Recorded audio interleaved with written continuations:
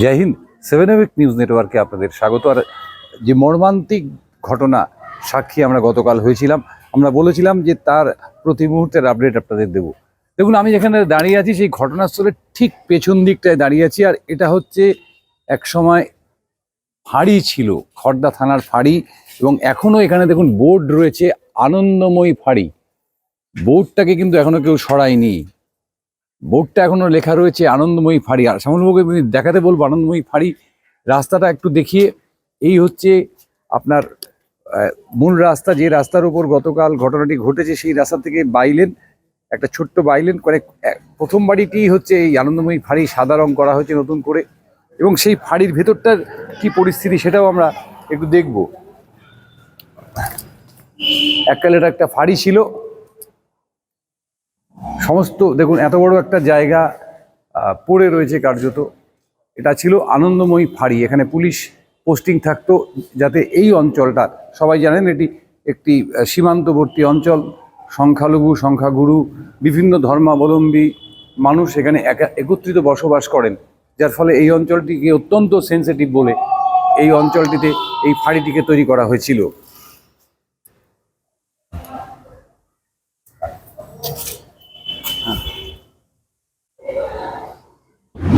এই ফাঁড়ির থেকে আমরা বেরোলাম এবং ফাঁড়ির থেকে দেখুন কতটুকু দূরত্বে ঘটনাটি ঘটেছিল। আমরা সেই জায়গাটায় আমরা পৌঁছবো।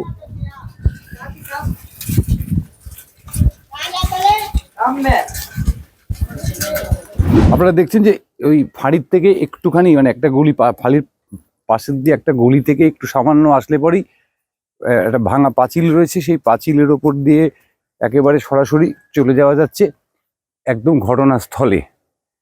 এই যে সেই মাঠ, যে মাঠে স্পষ্টতই বোঝা যাচ্ছে যে এখান দিয়ে কিন্তু প্রচুর মানুষের আনাগোনা রয়েছে। কারণ অন্যত্র জল জঙ্গল থাকলেও এইখানটায় কিন্তু কোনো রকম জল জঙ্গল নেই। আমরা পৌঁছে যাব একেবারে ঘটনাস্থলে। এবং এখানে যে মদের আসর বসে, নিয়মিত মদের আসর বসে, তার প্রমাণ কিন্তু এখানে প্রচুর বোতল ছড়িয়ে ছিটিয়ে রয়েছে। আপনারা দেখতে পাচ্ছেন, শ্যামলবাবুকে বলবো দেখাতে। প্রচুর বোতল তার চারিদিকে ছড়িয়ে ছিটিয়ে রয়েছে, মদের বোতল এবং অন্যান্য অনুষঙ্গে। এই দেখুন আরও মদের বোতল পড়ে রয়েছে, আরও মদের বোতল পড়ে রয়েছে।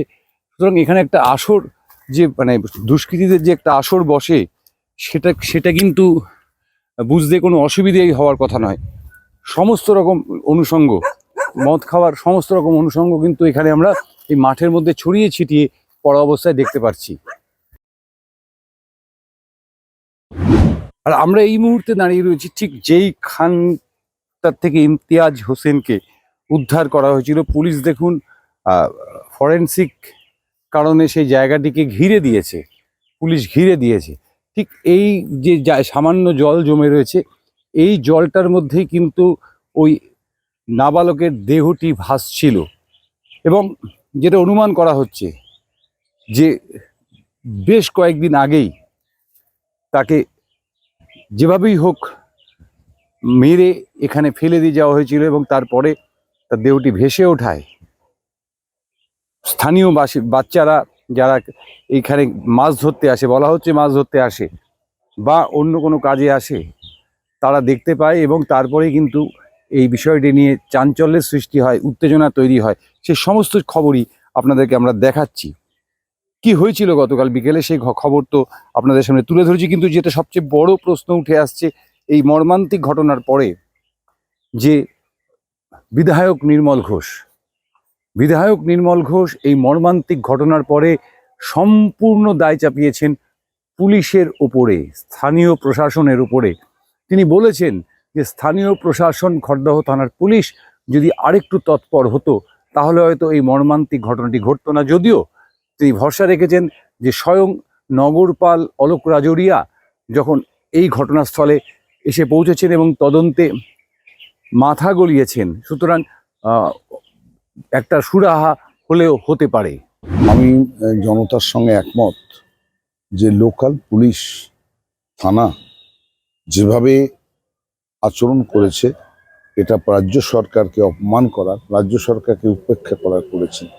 একটি ছেলে যখন নিখোঁজ হয়েছে পুলিশের সঙ্গে সঙ্গে সেই ব্যাপারে হস্তক্ষেপ করা ছিল, কিন্তু পুলিশ সেটাকে হস্তক্ষেপ করেনি এবং হস্তক্ষেপ না করাতে ওই পরিণাম হলো, ছেলেটির মৃত্যু হলো এবং ছেলেটিকে মেরে ফেললো যারা কিডন্যাপ করেছিল।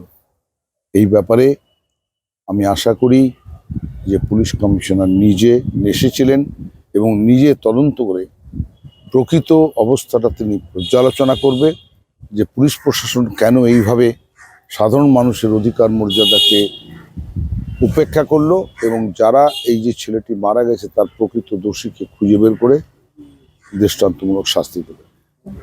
নির্মল ঘোষ পুলিশের ওপর দায় চাপাচ্ছেন স্থানীয় মানুষজন। তারাও বলছেন যে তারা আর কিছু চান না, তারা চান শুধুমাত্র পুলিশ প্রকৃত দোষীকে চিহ্নিত করুক, যত দ্রুত সম্ভব চিহ্নিত করুক এবং তাদেরকে দৃষ্টান্তমূলক শাস্তি দিক। আমরা শুনবো স্থানীয় বাসিন্দারা কি বলছেন।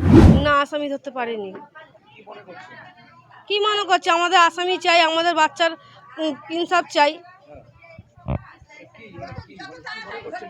আমরা আমরা যে ক্রিমিনাল তার শাস্তি চাই। পুলিশের ভূমিকা যে যত তাড়াতাড়ি পাও আমাদের আসামির সামনে করো। ধরতে পারলো না, আর পুলিশের দেখো, এবার পুলিশ তো বলছে আমরা তদন্ত করছি। এবার পুলিশ যতক্ষণ না ই করছে না ততক্ষণ আমরা জানবো কোথায়। হ্যাঁ হ্যাঁ, সবই করছে, এখন বলছে সব দেখছি আমরা। হ্যাঁ না, আমাদের মারিনি, এমনি লাঠি চার্জ করেছিল সব জেন্টসদেরকে, আমরা বি ছিলাম, আমাদেরকে মারিনি। আমাদেরকে বলছে দিদি তোমরা যাও, আমরা আছি, আমাদেরকে মারিনি, লাঠি চার্জ হয়েছে। আমরা চাই ইনসাফ, আমাদের ইনসাফ চাই। একটা শিশু বাচ্চা, 8 বছরের বাচ্চা, কি এমন ক্ষতি করেছে? এমন কি করেছে বাচ্চাটা যে নিরীহভাবে তাকে মেরেছে, হত্যা করে? এই জল জঙ্গলময় যে এলাকা শ্যামলবাবু দেখাচ্ছেন এই মুহূর্তে, সেটি কিন্তু একটি কারখানা ছিল, বড় কারখানা অ্যালপেন ডেয়ারি।